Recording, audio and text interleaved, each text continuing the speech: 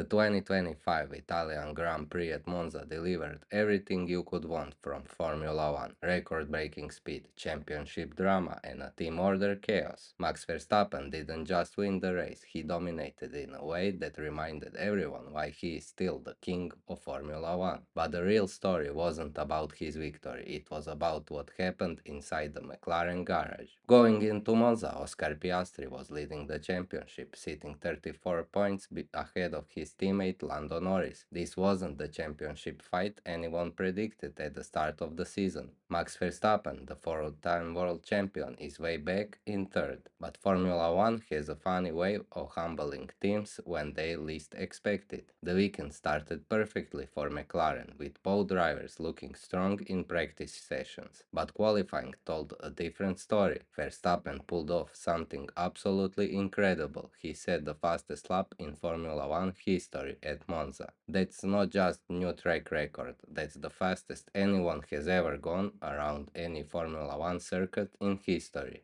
Red Bull Racing, the comeback kings. Starting from pole position, Verstappen looked unstoppable from the moment the lights went out. The reigning world champion had only won 2 races all season before Monza, but this performance reminded everyone why he is considered one of the greatest drivers of all time. After a brief moment where he had to give the lead back to Norris for exceeding track limits at the start, Verstappen retook the lead on lap 4 and never looked back. The Red Bull RB21 was in completely different league at Monza. Verstappen was pulling away from the McLarens by over a second per lap at times, building up a massive 19-second gap by the checkered flag. It was vintage Max Verstappen, calm, calculated, and absolutely devastating when it mattered the most. Yuki Tsunoda, who replaced Liam Lawson earlier in the season, struggled again in the second Red Bull, finishing in 13th place. While it wasn't spectacular result on a weekend where Red Bull's focus was clearly on Verstappen, Tsunoda is still struggling to find pace in the second Red Bull. McLaren, where perfect plans fall apart.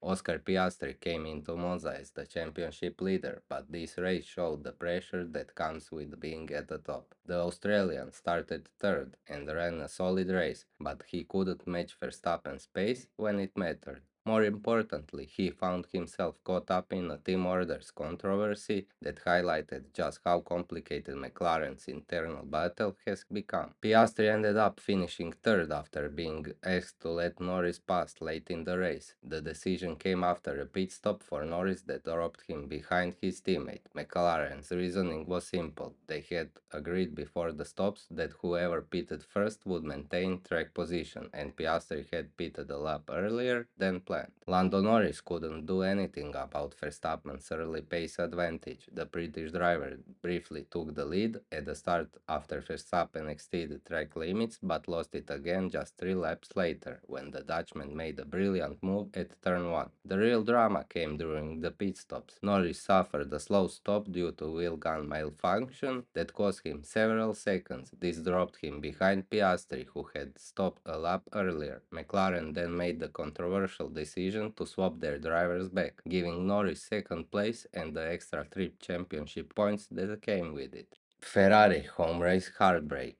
Charles Leclerc started fourth at his home race and showed competitive pace throughout the weekend. The Monegasque driver has always been a fan favorite at Monza, and the Tifosi were hoping for another magical performance like his victory in 2024. Leclerc battled hard early in the race, particularly with Piastri, and managed to hold on fourth place despite pressure from George Russell early in the race. However, fourth place at your home race never feels like a victory. Ferrari had the speed to compete with McLaren, but they couldn't match Red Bull's pace on this particular Sunday. It was a solid points finish that keeps Leclerc in 5th place in the championship, but the disappointment was clear. Lewis Hamilton's weekend was compromised before it even started. The 7-time world champion carried a 5th-place grid penalty for failing to slow under yellow flags at the previous race in Zandvoort. This dropped him from 5th on the grid to 10th, making his job much harder on Sunday. Hamilton drove a amateur race, working his way through the field to finish sixth. It wasn't spectacular, but it was exactly what Ferrari needed from their veteran driver. Hamilton gained valuable points and showed the kind of racecraft that has made him one of the greatest drivers in Formula One history. Currently sitting sixth in the championship, Hamilton is still adjusting to life at Ferrari, but performances like this show why they signed him. Mercedes mixed fortunes in silver. George Russell continued his strong 2025 season with a solid fifth place finish. The British driver has been Mercedes' most consistent performer this year. Russell's race was relatively uneventful, which is exactly what Mercedes needed on a weekend where they clearly didn't have the pace to fight for victories. Kimi Antonelli's rookie season in Formula One continues to be a learning experience. The young Italian driver finished 8th but was later demoted due to a 5-second penalty for driving erratically. This dropped him to 9th and handed 8th place to Gabriel Bortoleto. It's exactly the kind of mistake that rookie drivers make, but also the kind they need to learn from quickly at this level.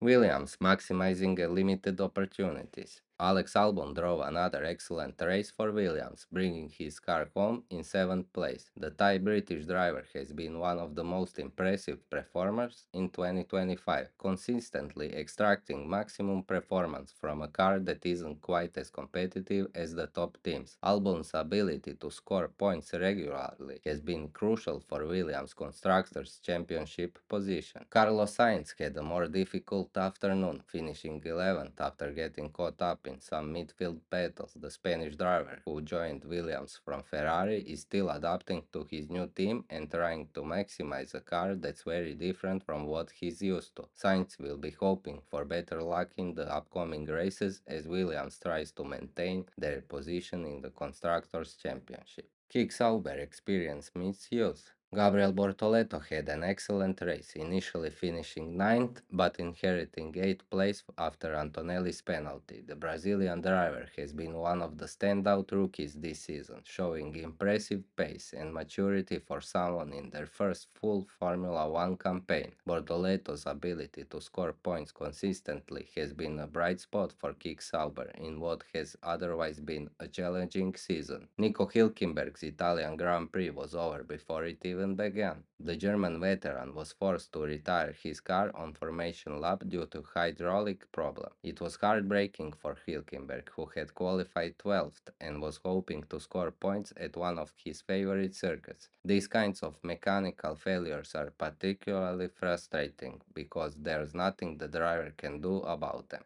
Racing Bulls fighting for every point. Isaac Hadjar drove the race of his life at Monza. The French Algerian driver started from the pit lane after taking new engine components but fought his way through the field to finish 10th and score a point. It was an incredible performance that showed why Red Bull has such faith in their young driver program. Liam Lawson had a more difficult weekend, finishing 14th and outside the points. The New Zealander has been finding it tough since being demoted back to Racing Bulls earlier in the season, and Monza didn't provide the breakthrough he was looking for. Lawson will need to find more pace if he wants to work his way back up the Red Bull hierarchy. Aston Martin, when everything goes wrong. Fernando Alonso's race ended in the most dramatic way possible. The two-time world champion was running in the points when disaster struck on lap 25. As Alonso exited the Ascari chicane, his right front suspension completely failed, sending him sliding across the track in a shower of sparks. Suspension failure, this is unbelievable, Alonso said over the radio, and you could hear the frustration in his voice. This was Alonso's sixth DNF at Monza in the turbo hybrid era, adding another chapter to his complicated relationship with the Italian circuit. Lance Stroll managed to finish the race but could only manage 18th place. The Canadian driver has struggled to find consistent pace throughout 2025, and Monza was another weekend where he couldn't quite find the performance needed to score points. Haas struggling for consistency. Oliver Behrman had a race to forget at Monza, the British driver who has been impressive in his opportunities this season, finishing 12th but received a 10-second penalty for his collision with Carlos Sainz. The penalty was harsh but correct according to the stewards, and it cost Behrman a potential points finish on a day when Haas needed every point they could get. Esteban Ocon finished 15th, another disappointing result for the Frenchman. Ocon also received a 5-second penalty early in the race for forcing Lance Stroll off the track, showing that his afternoon was going wrong from the very beginning. These kinds of weekends are exactly what Haas didn't need as they battle other teams in Constructors' Championship.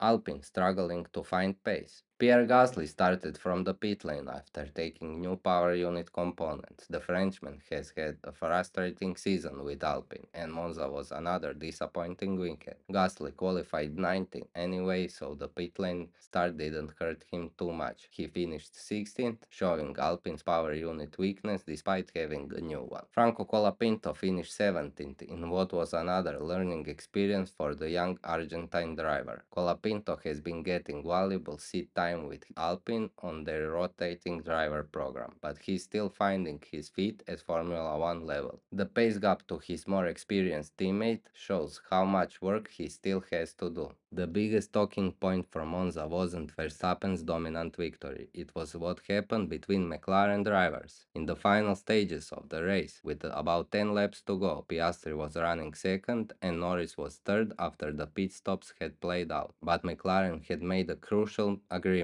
before the stops. Whoever pitted first would maintain track position. Piastri had pitted a lap earlier than Norris, but when Norris came in for his stop, a wheel gun malfunctioned, cost him several seconds. This meant that when he rejoined the track, he was behind Piastri despite the original agreement. The tension on the McLaren radio was obvious as the team tried to figure out what to do. Let Lando pass and then you're free to race, came the message to Piastri. You could hear the reluctance in Piastri's voice as he made his case to the team, but ultimately he moved over for his teammate. It was a decision that made sense from a championship perspective. Norris gained 3 points on Piastri, reducing the gap from 34 points to 31. But the controversy didn't end there. The team orders are always complicated in Formula 1, especially when both drivers are fighting for the same championship. Piastri handled the situation with maturity, but you could tell he wasn't happy about it. This is exactly the kind of internal pressure that can destroy the team harmony if it's not managed carefully. Verstappen's victory at Monza was more than just a win, it was a statement. After struggling for most of 2025, Red Bull showed that they're still capable of producing championship winning performances when everything comes together. The speed advantage they had over McLaren was shocking, especially considering how dominant McLaren has been in recent races. For McLaren, this race exposed some cracks in their perfect season. The team orders controversy showed that managing two championship contenders is incredibly difficult, especially when both drivers have legitimate claims to team support. The slow pit stop that caused the whole mess was exactly the kind of mistake that can't happen when you're fighting for the championships. Ferrari's home race disappointment continued the pattern that has frustrated the Tifosi for years. Despite having competitive pace, they couldn't quite find that extra tenth that would have put them in victory contention. Leclerc's fourth place was solid, but solid isn't what Ferrari fans expect at Monza. The championship fight is far from over, with Piastri leading by 31 points over Norris. There are still plenty of points available and anything can happen in Formula 1. Thank you for watching, please comment, like and subscribe.